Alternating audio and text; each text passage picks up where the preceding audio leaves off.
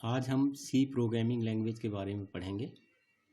सी computer programming language है और हमारे पास बहुत सारी प्रोग्रामिंग लैंग्वेजेज हैं, कंप्यूटर प्रोग्रामिंग लैंग्वेजेज।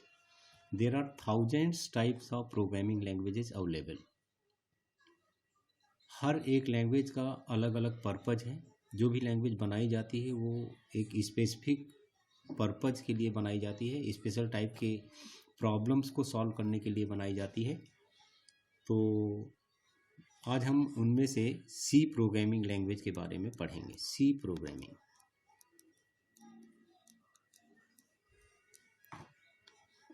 सबसे पहले हमारे पास मशीन लैंग्वेज आई, जिसमें बाइनरी कोड में हम प्रोग्राम्स लिखते थे। इंस्ट्रक्शंस 0101 के फॉर्मेट में होती थी और ऑपरेंड भी इंस्ट्रक्शंस के लिए बाइनरी फॉर्मेट में ही होते थे। तो इस लैंग्वेज के साथ प्रॉब्लम ये थी कि इंस्ट्रक्शंस को रिमेंबर करना, बाइनरी फॉर्मेट की इंस्ट्रक्शंस को रिमेंबर करना बहुत डिफ़िकल्ट टास्क था। तो इसलिए हमने सिंप्लीफाई करने के लिए इंस्ट्रक्शंस को एक सिंबॉलिक नेम दे दिया। तो हमारे पास नेक्स्ट लैंग्वेज जो बनी वो हमारी असेंबली लैंग्वेज बनी। पहले थी हमारे पास मशीन लैंग्वेज। मशीन लैंग्वेज की खासियत क्या थी कि we can directly communicate with computer using machine language. Computer can understand machine code directly. Assembly language में हमने इंस्ट्रक्शंस के लिए सिंबॉलिक नेम्स यूज किए, जिसको हम निमोनिक्स बोलते हैं। तो इस तरह से बनी हुई लैंग्वेज को हमने असेंबली लैंग्वेज कहा। असेंबली लैंग्वेज में जो नंबर ऑफ इंस्ट्रक्शंस हैं वो लिमिटेड हैं। जैसे कि 8085 माइक्रो प्रोसेसर के लिए देयर आर 72 इंस्ट्रक्शंस। तो इन्हीं इंस्ट्रक्शंस को यूज करके हमें डिफरेंट टाइप के प्रोग्राम्स लिखने हैं। तो क्योंकि नंबर ऑफ इंस्ट्रक्शंस लिमिटेड हैं, तो इसलिए अगर हमें कॉम्प्लेक्स प्रोग्राम्स लिखना है तो असेंबली लैंग्वेज में डिफ़िकल्टी होती थी।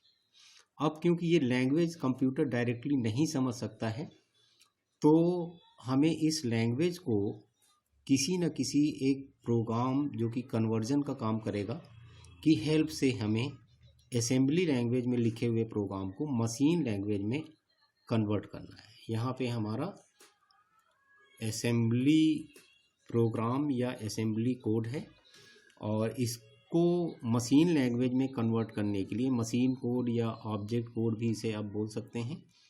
ऑब्जेक्ट कोड जो कि मशीन डायरेक्टली अंडरस्टैंड करती है। तो हमारे पास एक प्रोग्राम चाहिए, जिस प्रोग्राम का नाम क्या होगा, ट्रांसलेटर प्रोग्राम हम बोलेंगे। और ये ट्रांसलेटर प्रोग्राम जो है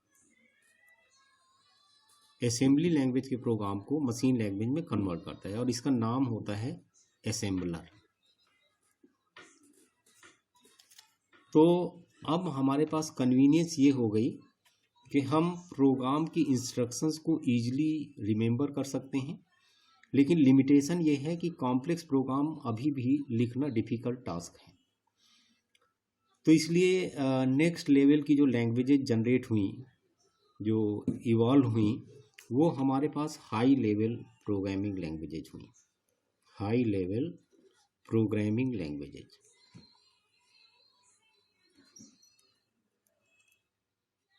हाई लेवल प्रोग्रामिंग लैंग्वेजेज क्या होती हैं?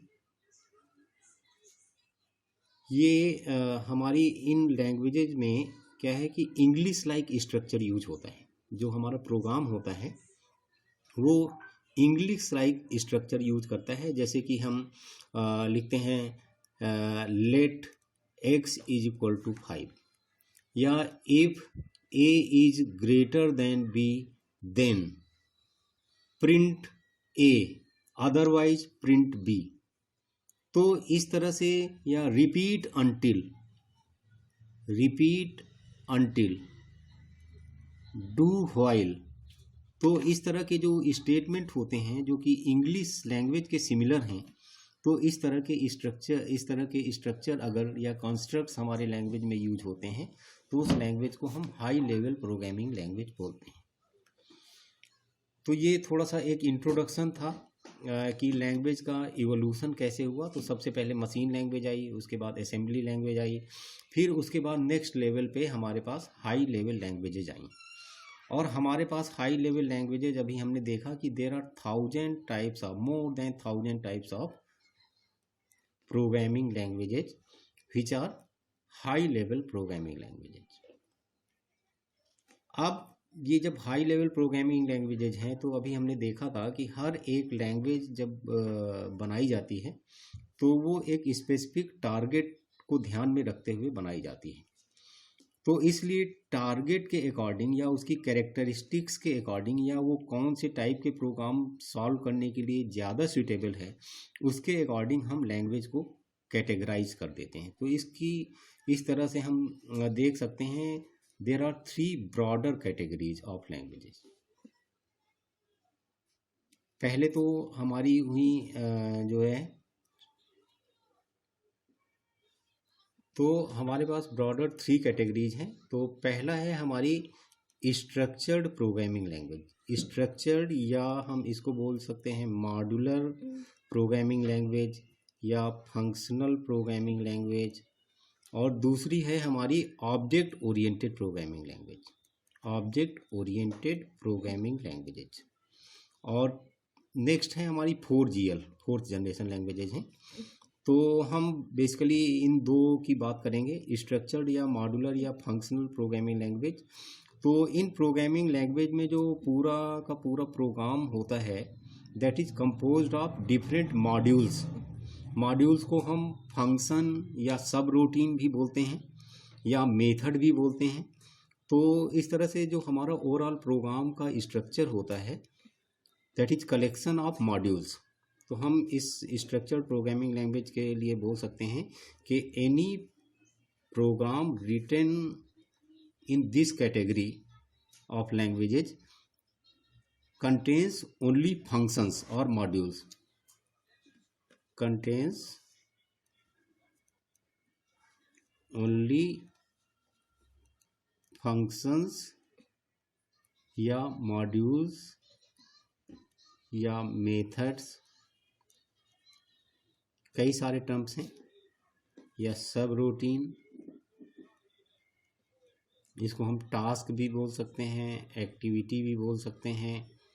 तो ये कई सारे टर्म्स हैं। इससे एक्शन का पता चलता है कि कोई something, some action is being done, action या एक्टिविटी। तो जो सी लैंग्वेज है वो हमारी स्ट्रक्चर्ड प्रोग्रामिंग लैंग्वेज की कैटेगरी में आती है। ऑब्जेक्ट ओरिएंटेड में जैसे हमारे पास C++ है, स्मॉल टॉक है, और भी बहुत सारी लैंग्वेजेज हैं जो ऑब्जेक्ट ओरिएंटेड की कैटेगरी में आती हैं, जैसे जावा भी है हमारी। 4GL में जैसे SQL है या और भी दूसरे। तो अभी हम जो फोकस करेंगे, अभी हमारे पास वैसे डिस्कस करने के लिए ये भी है कि स्ट्रक्चर्ड और ऑब्जेक्ट ओरिएंटेड लैंग्वेजेस क्या होती हैं, दोनों की अप्रोच क्या होती है, और दोनों में प्रोग्राम लिखने की जो स्टाइल है वो क्या होती है।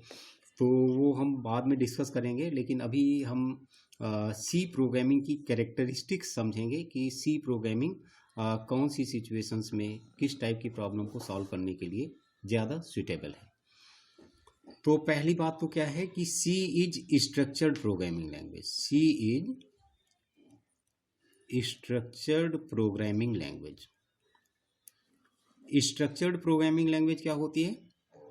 स्ट्रक्चर्ड प्रोग्रामिंग लैंग्वेज, पहली बात तो ये हाई लेवल प्रोग्रामिंग लैंग्वेज है, यानी C is high level language, high level language भी है। C is structured. तो स्ट्रक्चर्ड प्रोग्रामिंग लैंग्वेज में 3 चीज़ें होती हैं।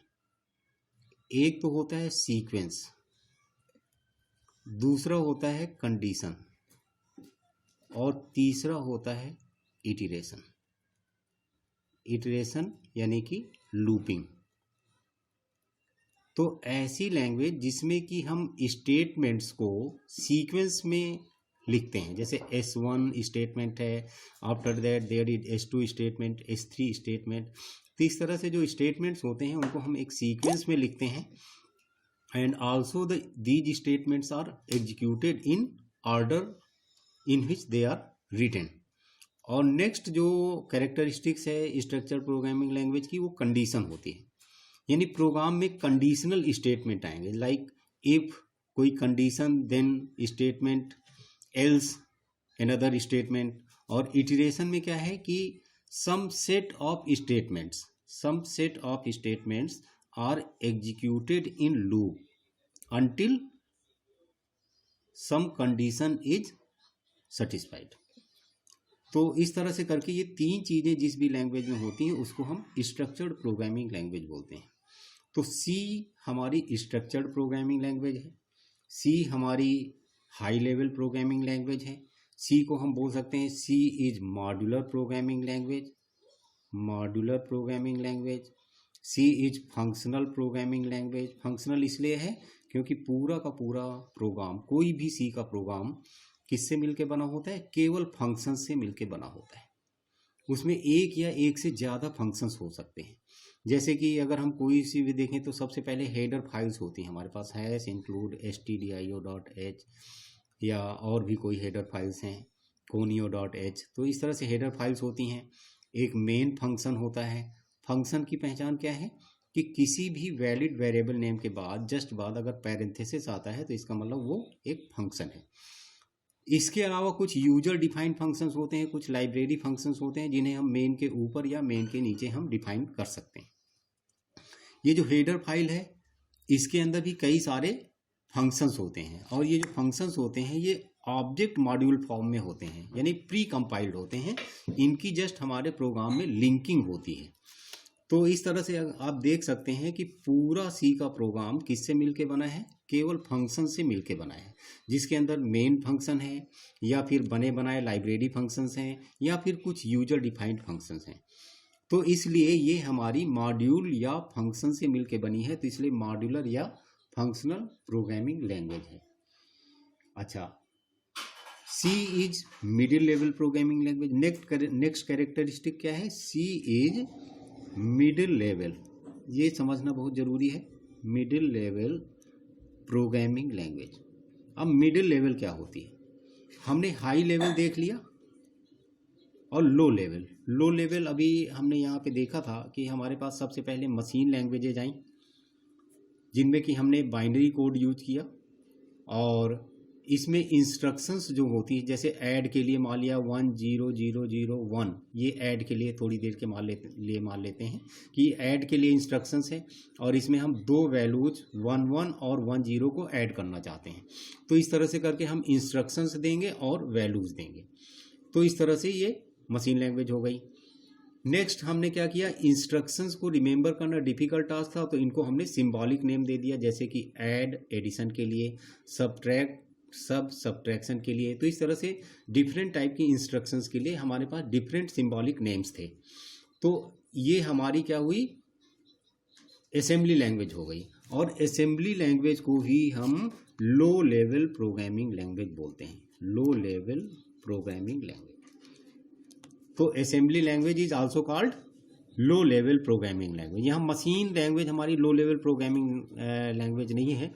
Machine level is nearest to the machine, which machine that is computer system can directly understand। Low level programming language हमारी क्या है, वो assembly language low level programming language है। तो अब हमने यहाँ पे एक बात ये कही कि सी हमारी मिडिल लेवल प्रोग्रामिंग लैंग्वेज है। तो मिडिल लेवल का मतलब ये हुआ कि ये हाई लेवल और लो लेवल दोनों के बीच की लैंग्वेज है। इसका क्या मीनिंग हुआ, इसका मतलब ये हुआ कि it supports both the feature of high level language as well as the features of low level language. तो सी हमारी हाई लेवल लैंग्वेज के फीचर्स भी सपोर्ट करती है, प्लस लो लेवल लैंग्वेज के फीचर्स भी सपोर्ट करती है, यानी असेंबली लैंग्वेज के फीचर्स भी सपोर्ट करती है। तो इस बात को हम कैसे समझ सकते हैं, हम किसी भी सी प्रोग्राम में हम हाई लेवल क्योंकि होने का मतलब यह है कि हम इंग्लिश लाइक स्ट्रक्चर यूज करते हैं, जैसे हैश इंक्लूड, यहाँ पे हेडर फाइल लगा लिया हमने stdio.h, इसके बाद हमने यहाँ पे void main या मेन से स्टार्ट किया, और यहाँ पे हम प्रोग्राम लिखते हैं। x equal to 5, y equal to this, z equal to x plus y. तो इस तरह से करके हम प्रोग्राम लिखते हैं, प्रिंट एफ स्टेटमेंट लिखते हैं। तो अब मिडिल लेवल का मतलब ये हुआ कि हाई लेवल में तो हम प्रोग्राम लिख ही रहे हैं, लेकिन साथ साथ अगर ज़रूरत पड़े तो हम असेंबली लैंग्वेज का कोड भी सी के प्रोग्राम के साथ में इंक्लूड कर सकते हैं। और वो इंक्लूड करने के लिए जैसे यहाँ पे हम सी की इंस्ट्रक्शंस लिख रहे हैं, सी की इंस्ट्रक्शंस लिख रहे हैं, इसके बाद अगर हमें कहीं पे असेंबली लैंग्वेज का कोड लिखना है ASM, तो ASM कीवर्ड होता है। अभी तक हमने ये देखा है कि सी के अंदर 32 कीवर्ड्स होते हैं, लेकिन ऐसी बात नहीं है। C has many more keywords besides this 32 keywords. C के अंदर और भी कीवर्ड्स होते हैं, जैसे कि आपने देखा कि ये एक ASM कीवर्ड होता है, नियर कीवर्ड होता है, फार होता है, ह्यूज होता है, ये पॉइंटर्स के लिए यूज होते हैं। तो इस तरह से और भी कीवर्ड्स होते हैं जो कि 32 कीवर्ड से एक्स्ट्रा है। तो हम ASM कीवर्ड यूज करके हम असेंबली लैंग्वेज का कोड जैसे कि ऐड, सबट्रैक्ट, ये वाली इंस्ट्रक्शंस यूज करके हम असेंबली लैंग्वेज का कोड भी सी के प्रोग्राम में लिख सकते हैं। तो अच्छा, असेंबली लैंग्वेज का कोड लिखने की ज़रूरत क्यों पड़ती है?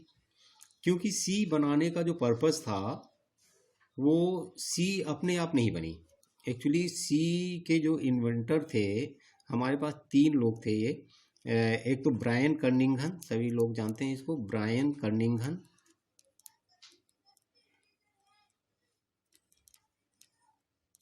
डेनिस रिची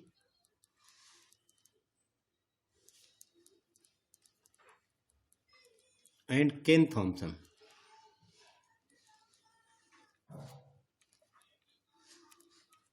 तो ये 3 लोगों ने सी डेवलप किया। अब सी कैसे डेवलप हुई, जरा सा हम 1 मिनट के लिए इसकी हिस्ट्री समझ लेते हैं कि बेल टेलीफोनिक लैब में they wanted to develop an operating system, एक ऑपरेटिंग सिस्टम बनाना चाहते थे। तो जिसकी की कुछ कैरेक्टरिस्टिक्स प्री डिटरमाइंड थी कि वो कैरेक्टरिस्टिक्स चाहते थे, यानी उनको ऐसा ऑपरेटिंग सिस्टम चाहिए था जो मल्टी यूजर हो, मल्टीटास्किंग हो, टाइम शेयरिंग हो, तो ये कई सारी, और हाई लेवल हो, यानी कि वो प्लेटफॉर्म इंडिपेंडेंट हो, प्लेटफॉर्म इंडिपेंडेंट हो। और भी कैरेक्टरिस्टिक्स जो मैंने बताई, जैसे मल्टी यूजर हुआ, टाइम शेयरिंग हुआ, मल्टीटास्किंग हुआ, ये सारी फीचर्स जो है वो चाहते थे। तो क्या हुआ कि उन्होंने ये जो थ्योरेटिकल एजम्पशंस थी, इन एजम्पशंस के अकॉर्डिंग पूरा का पूरा ऑपरेटिंग सिस्टम तैयार कर दिया, और वो ऑपरेटिंग सिस्टम लिखा असेंबली लैंग्वेज में। असेंबली लैंग्वेज में ये पूरा का पूरा ऑपरेटिंग सिस्टम लिखा गया, जिसका नाम है यूनिक्स ऑपरेटिंग सिस्टम। अब क्या हुआ, सारे फीचर्स हो गए, अचीव कर लिए उन्होंने, लेकिन एक जो लास्ट फीचर रह गया, प्लेटफॉर्म इंडिपेंडेंसी का। प्लेटफॉर्म इंडिपेंडेंसी का मतलब ये हुआ कि प्रोग्राम एक होना चाहिए। जैसे मान लिया हमारे पास यहाँ हाई लेवल लैंग्वेज में लिखा हुआ कोई प्रोग्राम है, तो ये प्रोग्राम प्लेटफॉर्म इंडिपेंडेंट है या नहीं, ये कैसे पता चलेगा? प्लेटफॉर्म का मतलब होता है कि where program can execute, where program can run. तो जहाँ पे प्रोग्राम रन कर सकते हैं उसको हम प्लेटफॉर्म बोलते हैं। तो प्लेटफॉर्म में 2 चीज़ें आती हैं, एक तो आर्किटेक्चर ऑफ मशीन और दूसरा ऑपरेटिंग सिस्टम। तो ये 2 चीज़ों को मिला के हम प्लेटफॉर्म बोलते हैं। तो ये जो है हमारे पास क्या है कि जैसे मान लिया हमारे पास एक इंटेल की मशीन है, विंडोज ऑपरेटिंग सिस्टम है, दूसरा इंटेल की मशीन है जिसमें यूनिक्स ऑपरेटिंग सिस्टम है, तीसरा मैक ऑपरेटिंग सिस्टम है, उस पर मैक ऑपरेटिंग सिस्टम है, कोई IBM की, मोटरोला की, बहुत सारी मशीन्स हैं। तो ऑपरेटिंग सिस्टम भी हमारे पास बहुत सारे हैं, और हमारे पास मशीन के आर्किटेक्चर भी अलग अलग हैं। जैसे मोटरोला की आती हैं, इंटेल के आते हैं, अलग अलग प्रोसेसर्स आते हैं। तो अब क्या है कि अगर ये जो हाई लेवल में लिखा हुआ हमारा प्रोग्राम है, इस प्रोग्राम में हम कोई चेंज ना करें, ये प्रोग्राम हमारा डिफरेंट मशीन्स पे, इन डिफरेंट मशीन्स पे एज इट इज़ रन हो जाए, तो हम बोलेंगे कि हमारा प्रोग्राम प्लेटफॉर्म इंडिपेंडेंट है। That is it is running irrespective of the platforms.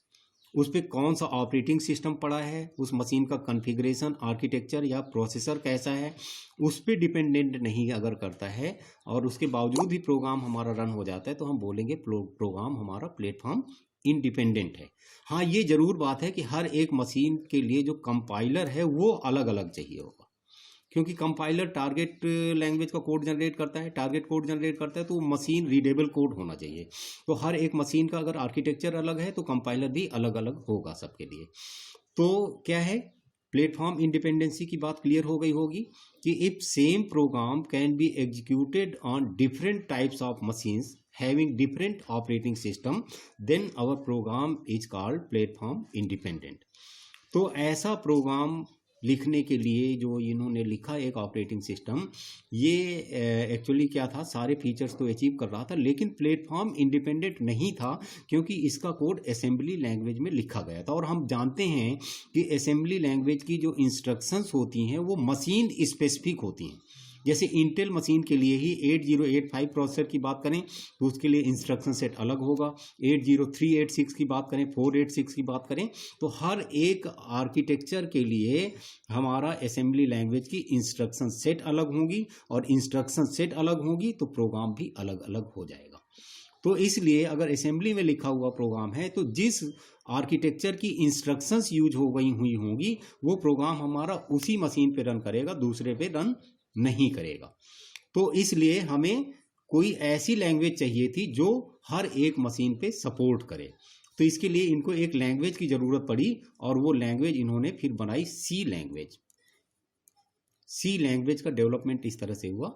तो ये टारगेट ये लेके बनाई गई कि ये हाई लेवल लैंग्वेज में हो, मशीन स्पेसिफिक इंस्ट्रक्शंस ना हो इसकी। तो इस तरह से करके हमारी सी लैंग्वेज बनी। अच्छा, तो यहीं से जब सी बनी तो इसका टारगेट ये हो गया कि सी जो है मशीन के काफ़ी नियरर है, क्योंकि इसमें हम असेंबली लैंग्वेज का कोड भी लिख सकते हैं। तो इसीलिए हम ये कहते हैं कि अगर हमें सिस्टम के प्रोग्राम्स लिखने हैं, यानी if you want to do system programming करना चाहते हैं तो उसके लिए C is best suitable, best suitable language. अच्छा, सी का यूनिक्स के साथ कॉम्बिनेशन और बेस्ट होता है। अगर सी को अगर आप यूनिक्स प्लेटफॉर्म पे रन कराते हैं तो उसका और ज़्यादा फ़ायदा मिलता है। क्या फ़ायदा मिलता है कि यूनिक्स की बहुत सारी सिस्टम कॉल्स होती हैं, लाइब्रेरी फंक्शंस होते हैं जो सिस्टम फंक्शंस होते हैं। लाइब्रेरी फंक्शन और सिस्टम कॉल में डिफरेंस होता है। लाइब्रेरी फंक्शन यूजर के लिए यूज होते हैं और सिस्टम फंक्शंस जो होते हैं, सिस्टम कॉल्स जो होती हैं वो सिस्टम के टास्क परफॉर्म करने के लिए यूज होती हैं, सिस्टम कॉल्स। तो इसलिए अगर हम यूनिक्स प्लेटफॉर्म पे सी का प्रोग्राम लिख रहे हैं तो हम यूनिक्स की सिस्टम कॉल्स को भी यूज कर सकते हैं। तो इसलिए सी मोर पावरफुल हो जाती है वहाँ पे। तो अब आप यहाँ पे देख सकते हैं कि यहाँ पे जो असेंबली लैंग्वेज की है, ASM कीवर्ड की हेल्प से हम यहाँ पे कोड लिखते हैं। सी के प्रोग्राम के अंदर असेंबली का भी कोड लिख सकते हैं। तो इसका मतलब, तो इस तरह से करके हमने ये देखा कि हम सी के प्रोग्राम में ही असेंबली का कोड भी, यानी लो लेवल लैंग्वेज का कोड भी हम यहाँ पे लिख सकते हैं। यानी कि अभी हमने ये देखा था कि सी मिडिल लेवल प्रोग्रामिंग लैंग्वेज है। मिडिल लेवल इसलिए है क्योंकि इसमें हम हाई लेवल की भी इंस्ट्रक्शंस लिख सकते हैं और लो लेवल की भी इंस्ट्रक्शंस लिख सकते हैं। तो C is called middle level programming language. अच्छा, अगली कैरेक्टरिस्टिक सी लैंग्वेज की यह है कि C is poorly typed language. C is poorly typed language. इसका क्या मीनिंग होगा? टाइप मतलब टाइप कास्टिंग, यानी डेटा टाइप चेकिंग जो होती है वो पुअर है यहाँ पे। जैसे कि हम ये बोलें कि अगर हम इंट x इक्वल टू 2.5 लिखते हैं तो ये कोई एरर नहीं देता सी में। 2.5 हमारी डबल टाइप की वैल्यू है। अगर हम int y equal to 3.6f लिखते हैं तो f मतलब ये फ्लोटिंग टाइप की वैल्यू है। तो ये दोनों वैल्यू बड़े साइज होने के बावजूद भी, फ्लोट 4 बाइट होता है, डबल हमारा 8 बाइट होता है और इंटीजर हमारा 2 बाइट है मान लिया, तो ये बड़े साइज़ का भी डेटा होने के बावजूद भी छोटे साइज़ की मेमोरी में ये स्टोर हो जाता है, यानी इसकी ऑटोमेटिक टाइप कास्टिंग या टाइप कन्वर्जन हो जाता है, जो कि इस तरह से होता है int y equal to int 3.6f, यानी जो काम हमें एक्सप्लिसिटली करना चाहिए ये हमारा कंपाइलर ऑटोमेटिक इस चीज़ को करता है। यही चीज़ अगर हम जावा में देखें तो जावा में ये एरर आती है। हम अगर इस तरह का स्टेटमेंट लिखें int y equal to 3.6f, Java में भी सेम सिंटैक्स है, तो ये लार्जर साइज की वैल्यू हम छोटे साइज के वेरिएबल में असाइन नहीं कर सकते, तो ये इनकम्पैटिबल टाइप की वैल्यू है। तो जावा जो है स्ट्रांगली टाइप्ड लैंग्वेज है और सी हमारी पुअरली टाइप्ड लैंग्वेज है, यानी टाइप चेकिंग बहुत ज़्यादा क्रूशियल नहीं है यहाँ पे, ये ऑटोमेटिक कन्वर्जन हो जाता है। इसी तरह से आप देख सकते हैं दूसरा टाइप चेकिंग का एग्जांपल कि जैसे मान लिया हमने यहाँ पे मेन मेथड लिखा हुआ है, मेन फंक्शन लिखा हुआ है, और यहाँ पे हमने कोई यहाँ पे एक फंक्शन डिफाइन किया हुआ है int f, int x, int y, इस टाइप से हमारे पास कोई फंक्शन है। तो नॉर्मली अगर फंक्शन हमारा जहाँ हम कॉल कर रहे हैं उसके नीचे डिफाइंड है, तो जहाँ हम कॉल करना चाहते हैं उसके ऊपर इसकी डिक्लेरेशन ज़रूरी है, यानी इस फंक्शन को जिसकी डेफिनीशन नीचे है इसको अगर हम मेन मेथड में यूज करना चाहते हैं तो हमें इस फंक्शन की यहाँ पे या ग्लोबल जैसे भी करके इसकी डिक्लेरेशन देनी पड़ेगी। डिक्लेरेशन हम इस तरह से भी दे सकते हैं या वेरिएबल के नाम भी लिख सकते हैं, और तो ये होना चाहिए, इसकी डिक्लेरेशन होना चाहिए। लेकिन सी लैंग्वेज में ऐसा ज़रूरी नहीं है, कंपलसरी नहीं है। अगर फंक्शन इंटीग्रल टाइप की वैल्यू जैसे इंट कैर टाइप की वैल्यू रिटर्न कर रहा है तो उसको हम बिना डिक्लेयर किए हुए ही कॉल कर सकते हैं। तो इसलिए ये वाली लाइन हमारी क्या बन जाती है, सी में ऑप्शनल बन जाती है, क्योंकि सी पुअरली टाइप्ड लैंग्वेज है। लेकिन अगर यहाँ पे ये फ्लोटिंग टाइप की वैल्यू रिटर्न कर रहा होता तो हमें, या कैरेक्टर पॉइंटर रिटर्न कर रहा होता, यानी इंटीग्रल के अलावा कोई और टाइप की वैल्यू रिटर्न कर रहा होता, तो हमें फंक्शन कॉल करने से पहले उसकी डिक्लेरेशन करना जरूरी होता, मस्ट होता। नेक्स्ट कैरेक्टरिस्टिक है कि C follows top down approach. C follows top down approach. अब ये टॉप डाउन अप्रोच किस चीज में, top down approach in analysis, design and development of program. तो यहाँ पे क्या है कि टॉप डाउन अप्रोच फॉलो होती है। टॉप डाउन के अलावा दूसरी अप्रोच जो होती है वो बॉटम अप अप्रोच होती है। बॉटम अप अप्रोच हमारी कहाँ यूज होती है, बॉटम अप अप्रोच हमारी ऑब्जेक्ट ओरिएंटेड प्रोग्रामिंग लैंग्वेज में यूज होती है। यहाँ पे हम बॉटम अप अप्रोच यूज करते हैं प्रोग्राम डिजाइन करने में, प्रोग्राम लिखने में। सी में हम टॉप डाउन अप्रोच फॉलो करते हैं। तो टॉप डाउन अप्रोच का मतलब ये है, ये इसका मतलब ये नहीं होता कि ऊपर से नीचे। बॉटम अप का मतलब ये नहीं होता कि नीचे से ऊपर। टॉप डाउन का मतलब ये है कि हम पहले जब हम एनालिसिस करते हैं प्रॉब्लम की तो इसमें भी हम टॉप डाउन, डिजाइन करते हैं तो भी टॉप डाउन, डेवलपमेंट करते हैं तो भी टॉप डाउन अप्रोच हम फॉलो करते हैं। टॉप डाउन अप्रोच का मतलब ये है कि what is overall task that we want to perform. तो हमारा पहला जो टारगेट होता है पूरे टास्क पे होता है, होल टास्क क्या है, पूरा का पूरा टास्क। तो इफ टास्क इज कॉम्प्लेक्स, अगर हमारा टास्क सिंपल नहीं है, जैसे 2 नंबर को ऐड करना, ये सिंपल टास्क है, लेकिन वहीं पे अगर मान लो रेलवे रिजर्वेशन सिस्टम बनाना है या कोई कंपाइलर डिजाइन करना है या कोई मान लो debugger program, editor program, system program बनाना है, तो इस तरह की जो कॉम्प्लेक्स प्रॉब्लम्स हैं तो उन कॉम्प्लेक्स प्रॉब्लम को हम वन गो में सॉल्व नहीं कर सकते। कोई भी जनरल टेंडेंसी है, नेचुरल फिनोमेना है कि whenever problem is difficult, complex, then it is human nature, we try to divide it into sub problem. तो छोटी छोटी प्रॉब्लम्स में हम डिवाइड करते हैं और तब तक डिवाइड करते जाते हैं जब तक कि हर एक इंडिविजुअल सब प्रॉब्लम अपने आप में सिंपलर नहीं हो जाती या वो हमारे समझने लायक, इम्प्लीमेंट होने लायक नहीं हो जाती। तो यहाँ पे टॉप डाउन अप्रोच का मतलब यह है कि पहले हम ओवरऑल मेन टास्क क्या है, मेन मेथड हम डिसाइड करते हैं, फिर उसके बाद उसके सब फंक्शंस क्या हैं, अलग अलग मॉड्यूल्स क्या हैं उस टास्क के, उनको हम डिजाइन करने की कोशिश करते हैं। तो ये वाली अप्रोच होती है। जैसे लाइब्रेरी मैनेजमेंट सिस्टम है, लाइब्रेरी मैनेजमेंट सिस्टम में हमारा मेन टास्क हो गया लाइब्रेरी मैनेजमेंट, मेन फंक्शन हो गया। अब इसके अंदर सब टास्क क्या हो सकते हैं, जैसे इशू बुक, रिटर्न बुक, ये हमारे छोटे छोटे मॉड्यूल हैं। कैलकुलेट फाइन, पे फाइन, तो ये हमारे सब टास्क हो गए। तो हम सबसे पहले इन सब मॉड्यूल्स को डिफाइन करने की कोशिश या समझने की कोशिश नहीं करेंगे, हम ओवरऑल टास्क समझने की कोशिश करेंगे।